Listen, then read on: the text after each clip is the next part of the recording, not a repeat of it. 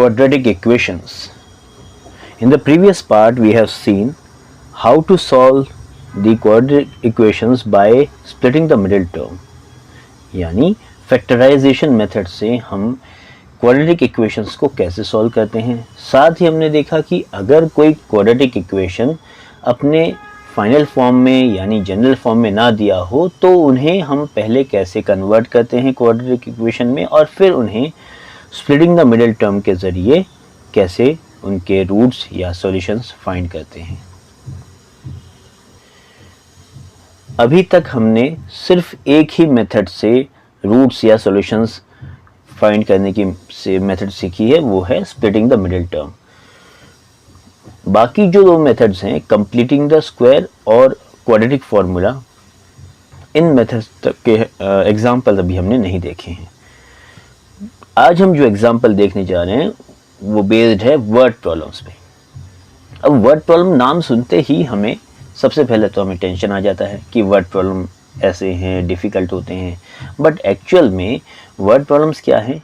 Word problems हैं application based questions, यानी कि कोई एक मैथमेटिकल प्रॉब्लम को अगर हम रियल लाइफ सिचुएशन में ढालना चाहें तो हमें मिल जाएगा एक वर्ड प्रॉब्लम। तो क्या एक वर्ड प्रॉब्लम को हम कन्वर्ट कर सकते हैं क्वाड्रेटिक इक्वेशन में, और फिर क्या उसको हम method of splitting the middle term से सॉल्व कर सकते हैं? तो आज हम देखेंगे एक ऐसा question, how to solve a word problem by splitting the middle term. Okay, so suppose we have a question, as you can see on screen, 3 consecutive natural numbers are such that the square of the middle number exceeds the difference of the squares of the other two by 60. So find the numbers. ठीक है, तो हम पहले इस given situation को हम एक expression के फॉर्म में लिख लेते हैं। अब कॉन्सिक्यूटिव नंबर्स दिया है, कॉन्सिक्यूटिव नेचुरल नंबर्स। तो कॉन्सिक्यूटिव क्या होता है? कॉन्सिक्यूटिव क्या होता है? कॉन्सिक्यूटिव होता है 1 2 3 या 5 6 7 या 12 13 14। इसका मतलब क्या कि कोई भी 3 लगातार के जो नंबर्स होते हैं उन्हें हम कहते हैं कॉन्सिक्यूटिव नंबर्स। कोई भी 3 कॉन्सिक्यूटिव नंबर्स मतलब लगातार में। अब मान लीजिए आपने एक नंबर लिया x, तो x के बाद कौन आएगा कॉन्सिक्यूटिव? x के बाद आएगा x प्लस 1, ठीक है, और x प्लस 1 के बाद कौन सा कॉन्सिक्यूटिव नंबर आएगा? x प्लस 2, ठीक है। अब मान लीजिए कि ये 3 ही हैं हमारे consecutive numbers, consecutive natural numbers. तो हम लिखते हैं let x plus 1 and x plus 2 be the 3 consecutive natural numbers, consecutive natural numbers। तो अगर हमने ये तीनों को consecutive numbers, consecutive natural numbers मान लिया, तो अब given condition क्या है ये देखते हैं।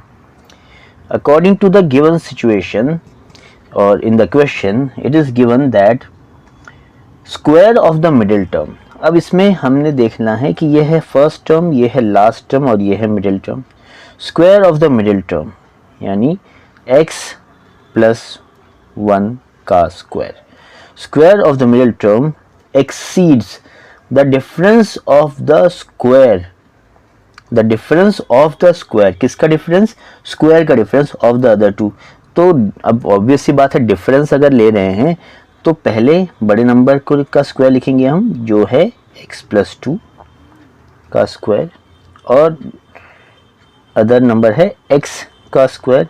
इनके डिफरेंस, ठीक है, ये जो हैं एक्सीड्स बाय 60, यानी इनमें अगर हम 60 ऐड कर दें तो ये बन जाएगा कुछ इस तरीके से, या फिर इसको हम इस तरफ भेज दें तो ये बन जाएगा इक्वल्स टू 60।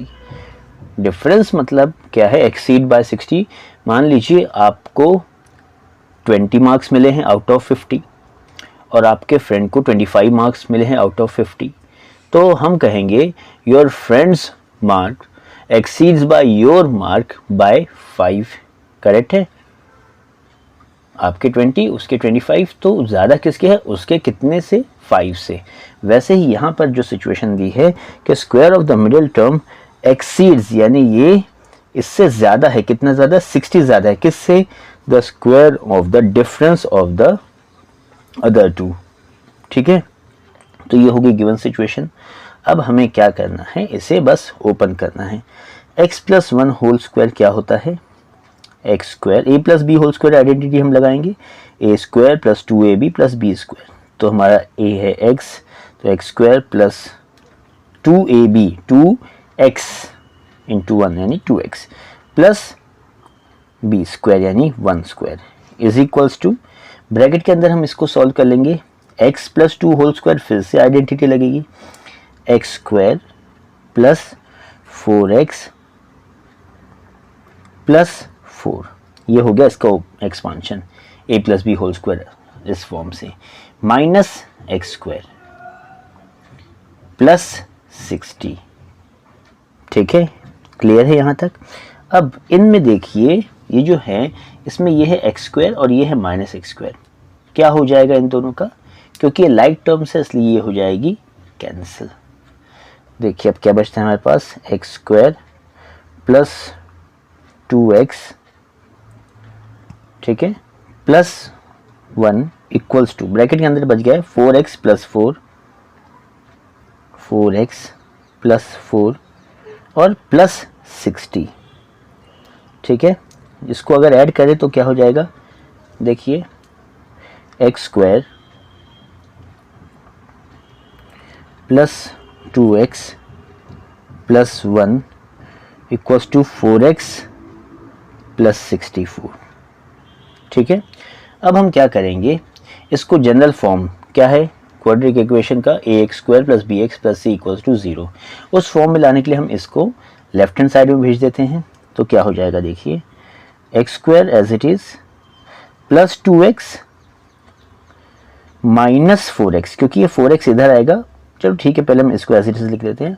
अब ये 4x इधर से इधर आ रहा है, क्योंकि प्लस में है तो यहाँ आकर क्या हो जाएगा माइनस 4x, और ये प्लस 64 हो जाएगा माइनस 64 इक्वल्स टू क्या बचा है 0। ठीक है, अब देखते हैं हम यहाँ पर क्या आता है। लाइक टर्म्स हमें मिल गई है कुछ, एक्स स्क्वायर तो एज इट इज ही है, 2x और minus 4x, 2x minus 4x, तो आंसर आएगा माइनस 2x। समझ में आया, ये प्लस 2 है, ये माइनस 4 है, प्लस 2 माइनस 4 सब्ट्रैक्शन तो होगा but with a minus sign. ठीक है, क्लियर। और ये 1 और माइनस 64, 1 और माइनस 64 सब्ट्रैक्शन तो होगा but with minus sign equals to 0। समझ में आ गया। अब हमें इसको, ये हमारा आ गया है इस फॉर्म से इस फॉर्म तक, ये है हमारा क्वाड्रेटिक इक्वेशन। क्या कह सकते हैं कि कल जो हमने लास्ट जो प्रॉब्लम किया था उसी जैसा है ये, क्योंकि उसमें भी क्वाड्रेटिक इक्वेशन उसके फाइनल फॉर्म में नहीं दिया था। ठीक है, तो अब हम इसको फैक्टराइज करेंगे। कैसे फैक्टराइज करते हैं, इसका कोएफिशिएंट और इसका जो वैल्यू है उसको हम मल्टीप्लाई करते हैं। अब इसका कोएफिशिएंट क्या है 1 है और ये है माइनस 63, तो हम माइनस 63 के फैक्टर्स निकालेंगे। ठीक है, हम माइनस 63 के फैक्टर्स निकालेंगे। ठीक है, तो हमें पता है 63 कैसे मिलता है, या तो 63 इंटू 1, एक प्लस एक माइनस, तो मान लीजिए 63 को माइनस रखा है, देन 21 इंटू 3 और उसके बाद 9 इंटू 7। अब इन तीनों में कंडीशन माइनस साइन इधर भी हो सकता है, यानी 63 इंटू माइनस 1, 21 इंटू माइनस 3 और 9 इंटू माइनस 7। ये तीनों भी, ये पूरी वैल्यूज़ हमें 63 ही आंसर देती है। पर इनमें से हमें चुनना कौन सी है, ये कौन बताता है हमें, ये बताता है हमें मिडिल टर्म। इसलिए हमें क्या कहते हैं इस मेथड को, स्प्लिटिंग द मिडिल टर्म। अब हमें देखना है कि इनमें से किसका डिफरेंस या सब एडिशन हमें 2 देगा। देखिए 63 और 1 का एडिशन या सब्ट्रैक्शन 2 देगा क्या, बिल्कुल नहीं। 21 और 3 का बिल्कुल नहीं, पर ये 9 और 7 का हमें डिफरेंस 2 मिलता है।